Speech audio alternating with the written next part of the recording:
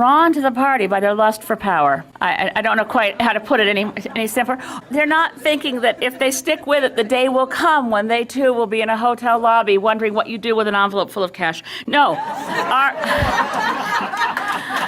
Our candidates are a different cut of human beings. We're able to make an impression in neighborhoods and in communities where people say, I could see that person being my MP. Yesterday's Globe and Mail, Preston Manning had a piece saying, in this summer hiatus, why can't the leaders of the parties in the House get together and figure out a way to ensure that question period is different, becomes respectful, reflects our values as a country. And I completely support every word of his article. In fact, I kept waiting for him to say, and I got all these ideas from reading Elizabeth's book, but he didn't actually. I actually quote him a few times in my book because I think in terms of why the Greens do well in Alberta, I think it does have to do with that strong vein of populism that runs through the prairies, in the commitment to grassroots democracy, in the commitment to belonging to something where you know that you're not going to get instructions from some head office that candidates should keep their opinions to themselves. Reform Party's early days, one of their commitments was that the head office would never tell a local riding that they couldn't have a certain candidate because the leader didn't like the way they expressed themselves, didn't like something about them. And of course, Stephen Harper is the ultimate top-down dictatorial leader of any political party in Canada and of any government we've ever had in Canada. The impetus for a grassroots party is now only found in the Greens. We're the only party that represents that commitment to respect the grassroots and to respect other parties and respect other views and to recognize, as Natalie said, we will work with anyone who's got solutions.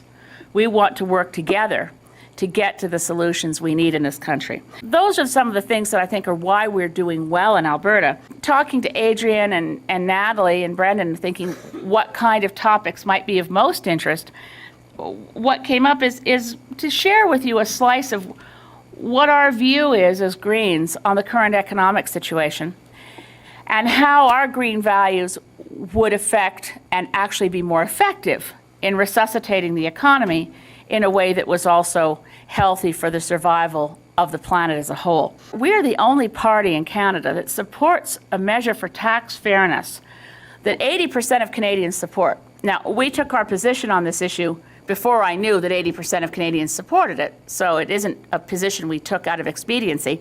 We tend to avoid positions out of expediency, but this one, hey, we lucked out. 80% of Canadians want this. It's a proposal called income splitting. It's how people are taxed in the U.S. It's not radical. I mean, if they're doing it in the U.S., it can hardly be named. Well, that's a bad start to that thought. But I say I can hardly be leftist, let's put it that way. A tax reform for tax fairness that allows people to pay the income tax on what they actually earn, not on the combined averaged out income of a couple. About $3 to $5 billion a year is collected by Revenue Canada only because those couples were married. If they were single people living together, $3 to $5 billion would be missing from the federal treasury. Now, that to me means case closed. They're overtaxed. If you're only taxed because the husband and wife's income has been averaged, and then you tax that as opposed to taxing each income as individuals. Now, what that would mean for a lot of couples is lots more flexibility. Would mean the flexibility for one partner to take a job working for an NGO that doesn't pay quite as much as what their market value might be. Take care of kids. There's a whole range of things that people might choose to do if they didn't have that pressure of overtaxation. Now, we're not in favor of cutting taxes to the extent that we end up running our economy into the ground, creating permanent deficits. And that's why it's so critical that in Canada, we not wait for our carbon and climate policies to be written up for us by the U.S. Congress. Now, this is Harper's approach at the moment. He's waiting for Obama. Now, he knows we love Obama, and he knows we don't love him, so it's a good defense. You know, we're waiting for Obama. This is what we hear from Jim Prentice all the time. You don't want us to move faster than Obama. And the answer is, of course we do. We want a Canadian policy that's going to work for the Canadian economy. And the notion that we should wait to see what happens in the U.S. and then try to catch up is very odd. But of course, much of what we're seeing out of the Harper government would strike anyone who has heard the rumor that he's an economist. It would strike anyone as extreme. Well, it is odd. It was certainly peculiar to be in a debate where we were asked about the recession, and I said, well, we're in a recession, and Stephen Harper was saying, where's the effect of, well, if we were going to be in a recession, we'd be in one already. So clearly we're not. What? All of them were asked, would they be prepared to run deficits in the current situation? And they said, no, we wouldn't run deficits. And I said, well, you really can't say that. The Canadian economy was already in a recession before the September meltdown. In a recession, if you want to kickstart your economy, Milton Friedman economic approach needs to be thrown out the window. Actually, it should have been thrown out the window a long time before, but now the case is clear that you can't, thank you. The Chicago school was not working for anyone, even for Milton Friedman. So the notion that we need to get back to some of what John Maynard Keynes had said, some of what FDR used to end the Depression in the U.S., that you need some government engagement in your economy, you need a stimulus, and that stimulus is going to involve government spending, and that government spending may mean inevitably, and I was the only leader who said this in the debates, that you're going to be in a deficit. Once you go into that deficit, you better do it knowing how you're getting out, and you want to make sure you don't create a structural deficit. Now, the structural deficit is created when you cut your revenue coming into government and you increase your spending. At the point that your economy recovers, you're probably okay to reduce the exceptional spending of kickstarting the economy to get out of a recession. But if you've cut your taxes at the same time and you've cut your revenue into government, you create a permanent deficit because the basic costs of providing that which we all want from our shared commitment to being Canadians, that which we get as citizens, going back to old theories of we're all here by consent of the governed, and yes, we express our collective will through a democracy, and part of that collective will is that we want to take care of each other. We really don't belong to a country, a society, or a community to embrace the motto of every man for himself. We embrace the notions of governance, democracy, community, province, federal government. We are involved in the business of community to take care of each other. That's the whole point. So, in that sense, some of the people who have been involved historically with the NDP will try to say that somehow being fiscally conservative and concerned about deficits means that we're not, we're somehow less than good people. And I really reject that. A permanent structural deficit is exactly the biggest threat we can imagine to our healthcare system and to all the things that we need government to be doing with our tax dollars that involve taking care of each other. So the pain that the Canadian economy went through when Paul Martin was Minister of Finance in 93 and 94, do you know we lost 20% of our hospital beds between 1993 and 1994 from the closure of hospitals, or in fact, in the case of Calgary, the blowing up of a hospital? This was a consistent effort across the country to cut healthcare costs. By the way, it didn't work. The World Health Organization has studied Canada. We did deliberately attempt to reduce healthcare costs by closing hospital beds. And what it did was deprive people of care at the point where the care could avoid catastrophic, longer care in hospital that costs much more. So by losing the early ability to see a doctor, to get into hospital, our healthcare costs actually went up, and we're now trying to rectify the mistakes of the early 90s.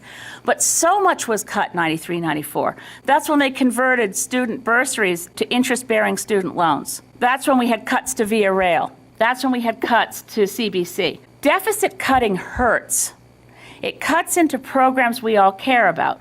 So if you're going to create, as Mr. Harper and Mr. Flaherty now claim they have, for 1 year alone, this fiscal year, a $50 billion deficit, you better have some idea of how you're going to climb out of it, because we don't think future governments are going to be interested in raising taxes. So we're going to have to start figuring out very soon, what's our plan for getting out of this deficit once the economy recovers? The other part of why I say quite seriously, I don't know how Mr. Harper can call himself an economist, is what is the point of the spending? And one of the things Natalie asked me to talk about is where are we on the GM bailout? Now, we're the only party that has said we wouldn't have done it like that. We wouldn't have put $9 billion, $10 billion of taxpayers' money into General Motors without guarantees that we were actually protecting Canadian jobs and without a commitment from General Motors to start making the things that Canadians want to buy. For instance, more streetcars, more trains, more energy-efficient cars, more fuel-efficient cars, and ensure the jobs remain in Canada. We have no guarantees. We have a 12% interest in General Motors and 2 seats on the board of directors. We've not even secured the jobs in Canada.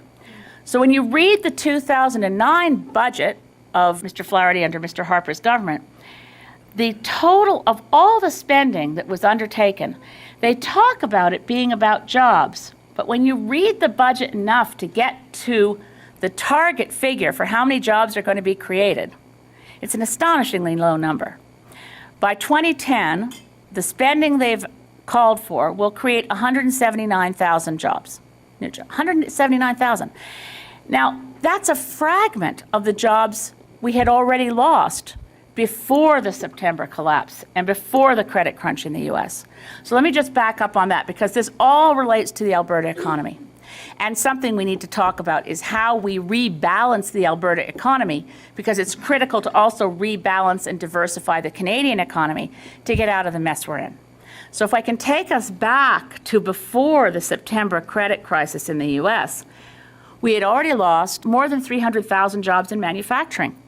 And we lost 100,000 jobs in pulp and paper within that year. Now, where did those jobs go and why did we lose them?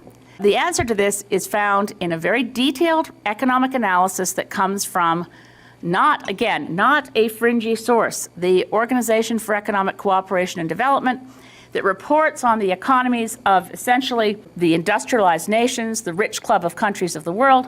And the OECD looked at the Canadian economy and back in June of last year, warned that our economy was becoming skewed and dangerously skewed to only production in the tar sands. Most politicians in this country treat it as an article of faith, it's a wild assumption, that tar sands expansion as much and as fast as possible is good for the Canadian economy.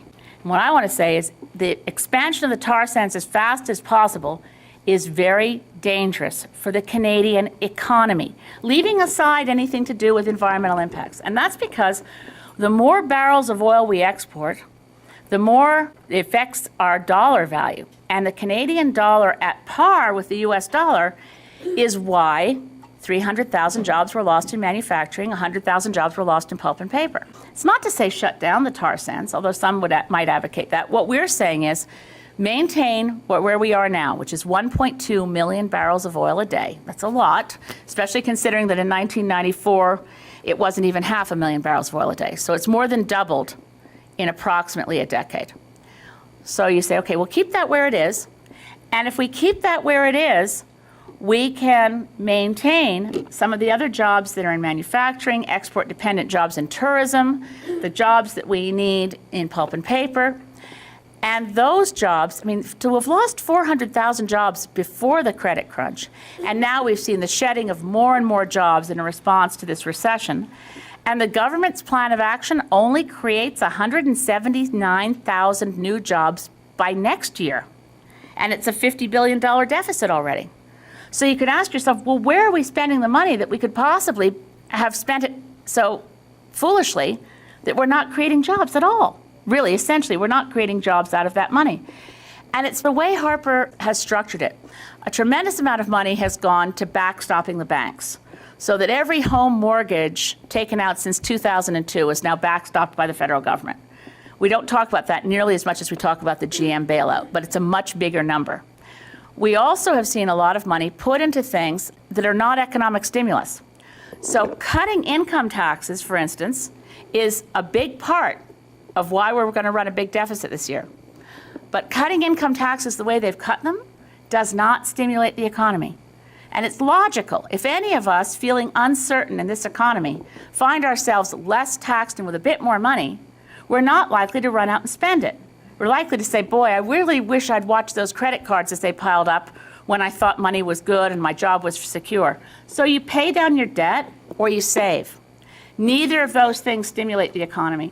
The other thing this budget does is it puts money into things that are boutique tax cuts geared to build Harper's vote, not to stimulate the economy. And the primo example of that, of course, is the tax refund for new kitchen renovations and decks. One of the pressing issues facing this country, of course, has been the crisis of kitchen counters, and we're tackling it head on. I mean, the budget completely ignores the climate crisis. We're the only economy in the world, well, certainly the only industrialized economy, and we're falling way behind China and India. The only economy in the face of this recession to have cut funding to renewable energy. We're the only, let me just give you some figures from Barack Obama's stimulus package. He's put $150 billion into renewable energy. And attached to that is a jobs goal.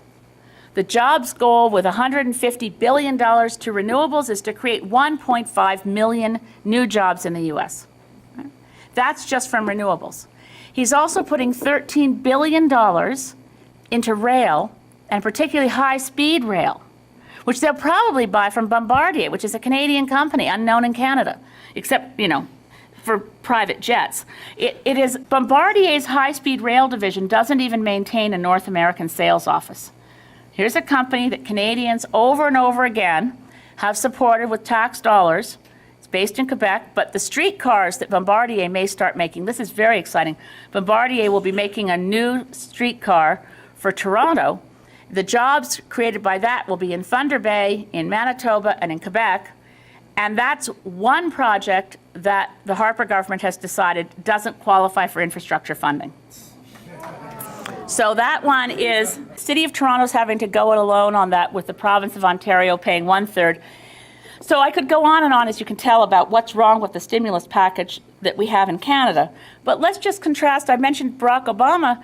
Look at China. China's investment in green technologies in the face of this recession is $600 billion. The other governments of the world are saying, look, here we are in a recession. None of them are saying now's the time to reduce environmental protection. While people are panicked about the economy, let's slash all our environmental laws when they're not looking. We have, in fact, as part of the budget implementation bill, I don't know how many of you even would have heard about this, because the Canadian media covered it almost not at all.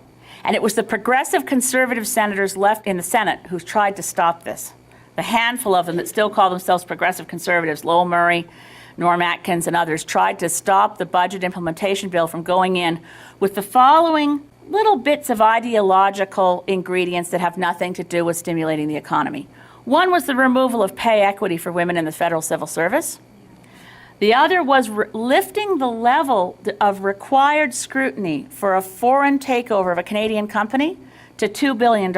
If it's an under $2 billion purchase, it doesn't have to be scrutinized anymore by Investment Canada. And the last one was to remove all the provisions of the Navigable Waters Protection Act that mean that our rivers and streams are automatically protected. As amended, because they've amended the Navigable Waters Protection Act, to determine whether a river or stream is navigable is no longer a question of the physical reality of that waterway. Can you get a canoe down it? That's all it used to. And then if you can, then you're not allowed to put an obstruction in that waterway. The new law is, if the Minister of Transport, John Baird, thinks it's navigable, it's navigable. And if he thinks it's not, it's not. There are no criteria. There are no objective tests. He could decide the Bow River wasn't navigable. It's his exclusive power to decide. And they've also rolled back and said that any of about 12,000 infrastructure projects no longer require any environmental review at all. So this is contrary to the thrust of what every other government in the world is doing, which is to say, we face at least two major crises at the same time. One is short-term, and its impacts on global survival fairly transitory, and that's the economic downturn. The other is long-term, and its impacts on planetary survival are immediate, irreversible, and for which we now are desperately short of time to act, and that's the climate crisis. The thinking around the world is best expressed, I suppose, by Secretary General of the United Nations, Ban Ki-moon, was we need a Green New Deal. You look at what FDR did, and you say, yeah, we're going to green it up this time. The investment, the government intervention in the economy to create new jobs is to create green jobs. And this has been the mantra of governments around the world except ours. And the impacts of that for a Canadian economy in the future, as we come out of a recession, We're going to be the only country that doesn't have the investments in renewables. We need a high-speed train. I mean, the Conference Board of Canada keeps touting it will be profitable to build a high-speed connection between Edmonton and Calgary. That's one of the prime examples anywhere in Canada. And by ignoring these opportunities, we're ignoring economic stability and prosperity for Canadians in the future. But the other thing we're ignoring is the immediate impacts of the climate crisis. And Alberta is experiencing them firsthand. The crops for so many farmers this year are already a write-off. There's no point in even trying. The last 10 years have had the two worst droughts in recorded history for Alberta. And this one, the last big one, was 2001, 2002. That was about a $5 billion hit to the Canadian economy. Not that we have to put everything in dollar figures, but it sometimes helps explain the scope and scale of the disaster. Of course, it means a lot for things that don't have dollar value, like what happens to waterfowl that needs some prairie potholes. What happens in ecosystems when things dry up so much. But in terms of what it means for prairie farmers, it's a disaster because this year looks like it will be far worse than 2001, 2002. And the long-term trends, because we've ignored the climate crisis, the long-term trends for prairie agriculture look far more bleak. This will be worse than anything we've seen in this region in terms of drought than in 1,000 years. If we're looking at retreating glaciers through the Rockies, if we're looking at a changed hydrology to drought, if we're looking at the impacts in the Turner Valley to what happens when people locally have to organize the way you've had to get organized to fight oil companies and natural gas wells that are contaminating and destroying the quality of life to their neighbors, these are costs to communities. They're costs to the environment. They're also costs to the economy. So if we can't get this right, if we can't recognize that the urgency of the climate crisis requires a different kind of decision making, that we can't just sit back and assume that somehow our profligate waste of fossil fuels will have no impact on our lives. Maybe we'll get away with it. Maybe we will. I'm 55. I might be lucky and die before I see the worst happening to my children and grandchildren, but I'm not betting on it. Things are very close at hand. Right? They're very close at hand.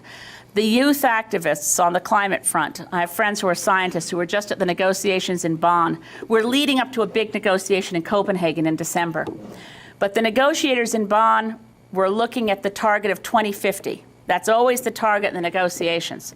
How much are we going to reduce our emissions by 2050? The young kids there from all around the world, they had a great T-shirt that they came up with it. One side said, think 2050. The other side, which is perfect for the negotiators who are my age and older, how old will you be in 2050? This is an issue of enormous proportions for what it means for us in this country to protect the ability of our kids to have anything like the quality of life we've had. It's about whether we have ecosystems that survive. It's about whether we, as Canadians, are proud of our role in the world or embarrassed for the fact that we're blocking progress. And the part that makes it probably more maddening. Perhaps there'd be an excuse if you felt, well, it takes more moral courage than most politicians are capable of mustering, because when you really look at the economic pain of doing the right thing, you guess you have to just let them off the hook. But the maddening part is, what they're doing is bad for the economy. By making the shift that other governments are making and that other economies are making, they'd be creating more jobs, stimulating our economy far more, and avoiding this problem of permanent deficit, structural deficit. So that's just kind of an outline of why we want to make the case in the next election campaign that we have a more sensible economic strategy, that we'd create more jobs, that we don't believe that it's wise to build up these staggering deficits with no plan to get out of them, why we think the taxation system should be made fair, and why all these things fit together under one umbrella of, we want to protect the future for our kids. And that future has implications for the air we breathe, the water we drink, the nutritious food we need, as well as an economy that allows kids to find good jobs, people to do meaningful work, and societies to be supported by healthy, sustainable economies. It's all one piece. It's very hard to pull things out of it. But that's what we need to talk about, because I think a lot of Canadians, if they like what we're saying as Greens, they like what we say about the environment, but they don't think we know our economics. And I think it's time to start asking, where is there a better economic plan than what we're putting forward? Because ours is real. Ours is for a real world, for real people who need to make real things, not speculate in some casino economy, play games with people's futures with hedge funds and these subprime mortgages and all the shenanigans of Ponzi schemes and pyramid schemes and people making money out of nothing. A real economy is based on real people doing real work on something that's going to last, and that's built to last, and that's built in a community that knows the value of taking care of each other. So that's all I wanted to share with you for starters, and then I want to open it up and take any questions you have. Thank you so much for being here tonight.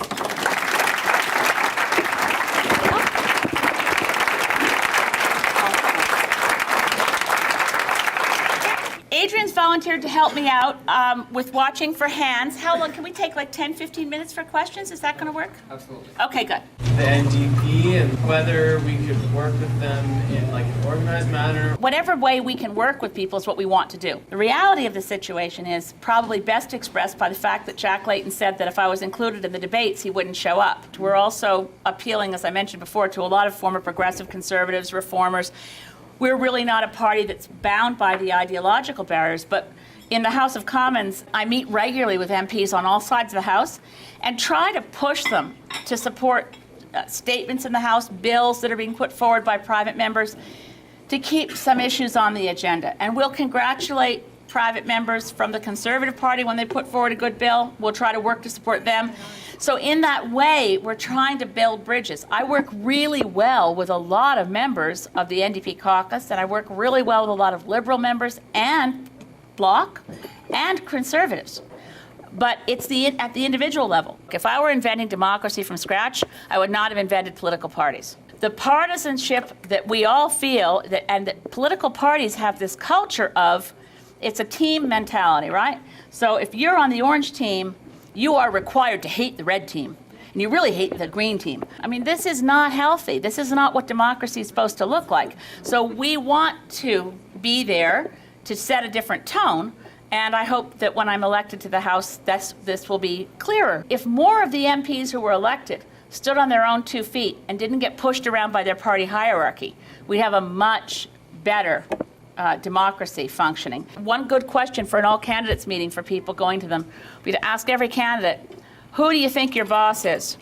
The people who elect you or your political party? The reality of how people behave in the House of Commons is that their political party hierarchy controls what they do. Citizens have to pick up on this call and demand change so that we get the change even under the current first-past-the-post system. So I'm always hopeful. My book is called Losing Confidence, but I'm not losing confidence personally. I can see the Canadian public is losing confidence with politicians. And of course, a minority government only lasts as long as it has the confidence of the House. And that's the way the system works, and that's how it should be understood. And I think we lost a bit of our understanding of that when Mr. Harper got away with saying that effort of a coalition was trying to overturn the results of the election. You can say a lot about what that effort might have been, but it was clearly not overturning the results of the election. A lot of people don't think about this. It would have been completely legal and constitutional for 308 MPs to show up in Ottawa and say, do any of us really like Stephen that much? Because I think so-and-so would be better, really, don't you think? The notion of Prime Minister is first among equals. We do not live in a presidential system. Nobody, except for people in his riding, go in and get a ballot with Stephen Harper's name on it, just as nobody outside Toronto Centre goes in and sees a ballot with Jack Layton's name on it. We elect 308 MPs, and they are equally important in Westminster parliamentary tradition. We've allowed the system to kind of morph into something that looks a little bit like the US system, but when the US had the little thing called the revolution, they put in place checks and balances so that the person who was the executive could not abuse power, and they put checks and balances into the Congress. We don't have any checks and balances. So when someone who's in the position of Prime Minister decides that all the decisions belong to him and him alone, we've got a problem. Comparison to the support for auto towns. What's the potential for these, rural towns across the country and opportunities for rural renewal? Having come from rural Canada myself, every other leader comes from a big city. I really think it's important to have someone who understands these issues at the table, in the debates, in the House of Commons, with the role of leader. One industry towns are terribly vulnerable. The pulp and paper industry has been taking multiple hits for a long time. Clearly, they've got to do some things differently, but we've put in policies that would give a 5-year tax holiday to any pulp company that meets Forest Stewardship Council certification, for example. We've put in measures that would help alleviate the tax burden on companies when they're not making money. Of course, making sure they also meet, we have some very tough challenges around making sure that toxic contamination is reduced and so on.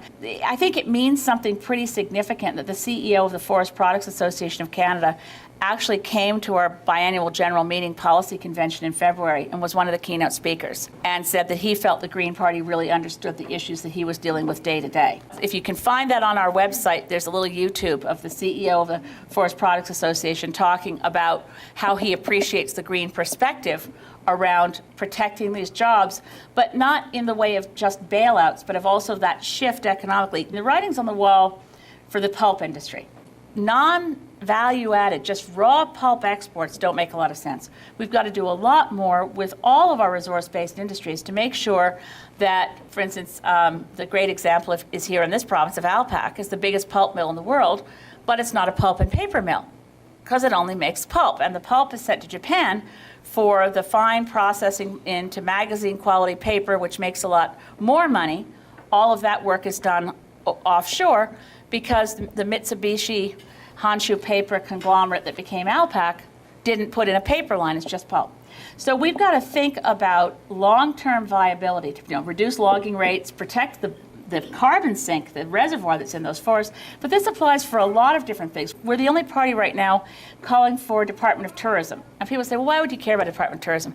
That's one of those industries that is really hard hit when the Canadian dollar goes high. It provides a lot of jobs for people in rural areas. You're not destroying the environment if you're taking people hiking through a park. And I happen to have come from a family that ran a tourist business, so I have a real sense for how much value there is in community. And it's easy for people in cities to say, well, those are low-value, low-skilled jobs. We don't care about those. Well, if you're doing them, I waitressed and cooked for 10 years. I can tell you I really cared about my job. It may have been low-skilled, low-wage, but it was part of the backbone of our little community to have those kinds of jobs. So as Greens, we need to find a way to communicate to people across Canada that we're looking at a lot of different kinds of economic activity. The bottom line for us is it supporting a community? Is it supporting community health? Or is it ripping off a community, saying every community has to be fed into this meat processor called the economy, and you're lucky if you survive the meat processor, but the goal of everybody's existence is to feed the economy? I think a lot of politicians think that that's the nature of the relationship, that humanity exists as a raw resource, like forests, like fish, like raw materials, to be fed into an economy, and that's not correct theory. Economist of the World Bank, Herman Daly, said the economy is a wholly owned subsidiary of the environment.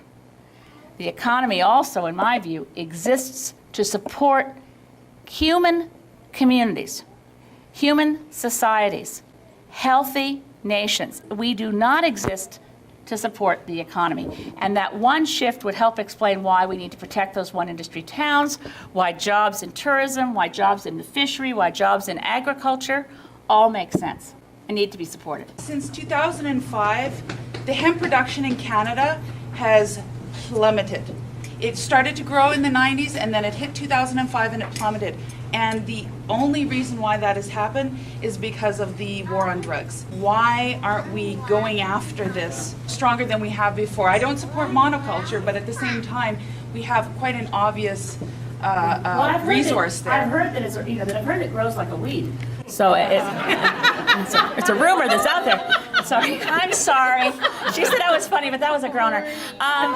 Look, our policy is legalization, regulation, taxation of marijuana, just like tobacco, which also means I don't think people should smoke it. I don't like people smoking tobacco, And I'm really glad my daughter doesn't have anything to do with smoking dope, but people are going to, and prohibition does one thing: fuels crime. And if we want to get rid of criminal activity, there's so much wrong with our prohibition strategy. One is, and I spend a lot of time with young people, and one of the things is if you tell them a big fat lie about one substance, how do they believe you about the next ones? Don't want kids going anywhere near, God forbid they go near crystal meth. God forbid they go near cocaine or other dangerous drugs or opiates. But if they're told that marijuana is a dangerous drug, and then they realize that they don't seem to be quite as tipsy as their parents who had some beer or too much wine, then they start thinking, well, wait a minute, why did I believe that story? So it undermines the authority of parents and society to tell kids what's dangerous. The other thing is, of course, is that it fuels organized crime. It fuels the grow-ups. It fuels gang-related violence. We have a very good policy on what we need to do to crack down on gang-related violence. And also it distorts the law enforcement resources we have. Why have people who are in law enforcement chasing down people for marijuana-related offenses and not having the resources to deal with people who are dealing with serious and dangerous drugs, as well as crimes of violence? So with limited resources, this is a big fat waste of everyone's time. The other thing, of course, is that low THC hemp makes clothing, makes ropes, can make fuel. There's all kinds of things that we can do, and we used to do with this material before we became obsessed with the idea that it was somehow going to corrupt the essence of our society by allowing it to be grown. We're supported on this by a couple of other MPs, by the way. There's one Liberal MP who agrees with us, Dr. Keith Martin, but we have the strongest policy as a party in saying this is just nonsense. Harper government is waiting for Obama. Can you speculate on what you think it's going to look like in Canada? Depends on who's in government here. I don't believe that Stephen Harper has actually changed his personal view from everything I've heard from people who work closely in that government. I think he's, when he was leader of the Alliance Party in opposition, he called Kyoto a socialist scheme, right? In a letter, fundraising letter. And so this wasn't an accidental slip of the tongue. This is a letter he signed. I don't think that he believes the climate crisis is real. It was very telling watching Barack Obama's press conference with Stephen Harper in Ottawa. It was Barack Obama who said, "This is a threat to my children." And I'm sure Prime Minister Harper also knows it's a threat to his children. It wasn't until Obama said that I thought, I've never heard Stephen Harper mention this issue in relation to his own children at all, ever. He throws it out there as, well, we'll do something realistic. We have realistic targets. There's nothing realistic about setting a target for greenhouse gas reductions that is so weak. If the other countries around the world were to emulate our target, it would guarantee runaway global warming and accelerating, unstoppable level of catastrophic changes to the planet that would put in doubt the survival of human civilization. If Stephen Harper is still Prime Minister when Barack Obama's plan comes out, goodness knows what we'll do. I guess part of it is that we'd be responding to trade challenges, because as long as we are, as we currently are, the only industrialized country in the world that doesn't have any viable climate policy, either under development or implemented, we are very vulnerable to having all of our exports hit with tariff charges from the EU and from the US based on the fact that we're pollution havens.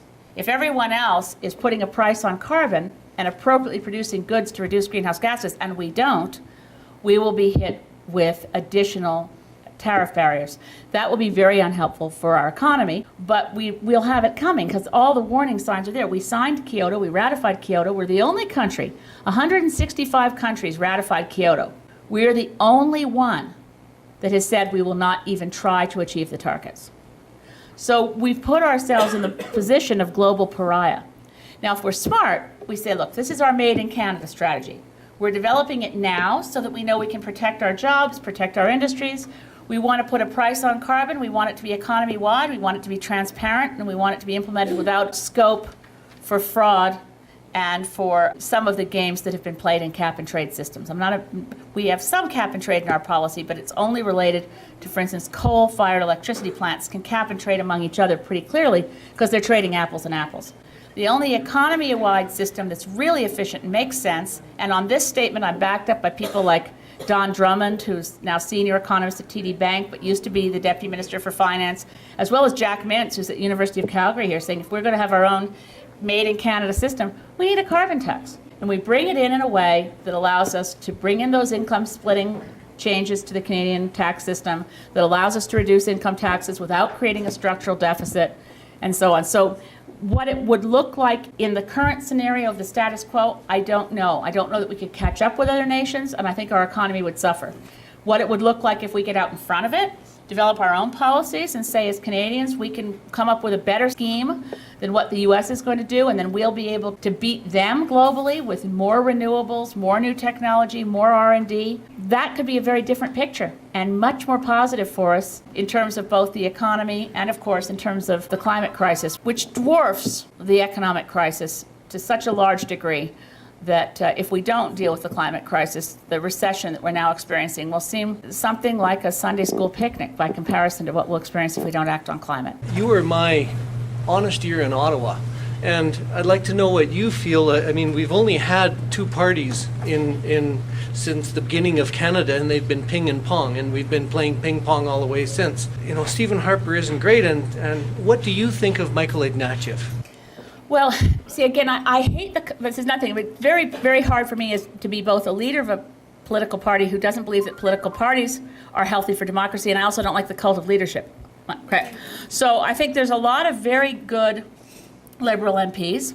They have a lot of good ideas. They're not as good as ours, but we're prepared to exchange ideas with anyone. Mr. Ignatieff is, and I like him as a person, he's hugely bright about the things that he knows, but unfortunately he doesn't know a lot about climate. It's ironic that when he was running for Liberal leadership, he had the best climate policy of all the Liberal candidates, but it wasn't something that he developed himself. He had a good team, and they wrote a good policy for him. I'm quite concerned about the fact that he's been dismissive to a group of Liberals who were asking questions about nuclear power.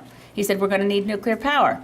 When he was asked about pharmacare, he said, I don't think we can afford it. He's ducking taking positions on issues while he's in opposition that he is likely to be the next prime minister in a minority government. And all I can tell you is he'll be a much better prime minister in a minority government if Greens are in the House of Commons to keep him honest and keep him on track and keep the whole system working towards shared solutions. The current way that they're doing things in law enforcement and the current way that they're doing things in regards to marijuana and hemp is really inefficient and not working. Whether people choose to use it as medicine or not, it's BC's largest export. Apparently it's a $6 billion export. See why we want to regulate it, tax? And Well, we could fund all sorts of schools, Well, all sorts of programs. So You're right, it's ubiquitous, right? it's And in all the polling, Canadians are more frequent users of marijuana than other populations around the world. And and I have to admit, I mean, I am embarrassed to admit I haven't smoked marijuana. I managed to get through I went through the 60s, and I don't know, I was just so absorbed in other issues. I just want to share this one last thought with you, because I said we had good policies. We spent a lot of time researching this. To crack down on gang-related crime, it's not about the punitive end of things. This is what we get from the Harper Conservatives, is that we'll throw them in jail if they've done this, make it a mandatory sentence if they've done that. Criminologists can tell you mandatory sentences don't work. But what they are not doing is helping law enforcement find and convict people involved in organized crime and gang-related crime. What we need to do is provide law enforcement officials with forensic accountants, some very unimaginative stuff like access to their tax returns. When Al Capone went to jail, he went to jail for tax evasion, right? A lot of these guys, the police know in any community who's involved in gang-related crime, who's in organized crime. They can't prove it because a lot of the good information would be, what did they file in their tax return? This information is made very available to law enforcement in the U.S. We need to do more to make sure that we actually find and convict people who are involved in organized crime instead of having all of these chest-thumping, macho announcements from the Harper government about throwing the book at the people who are convicted. If you can't make the case against them, you're not going to convict them in the first place. And that's what we need to focus on, is helping law enforcement. I hate to tell you, an election a year, for those of you who are candidates, woohoo! But for the chance to change government policy quickly, to get the economy moving in the right direction, to avoid having bad policies put forward by Canada at the Copenhagen conference.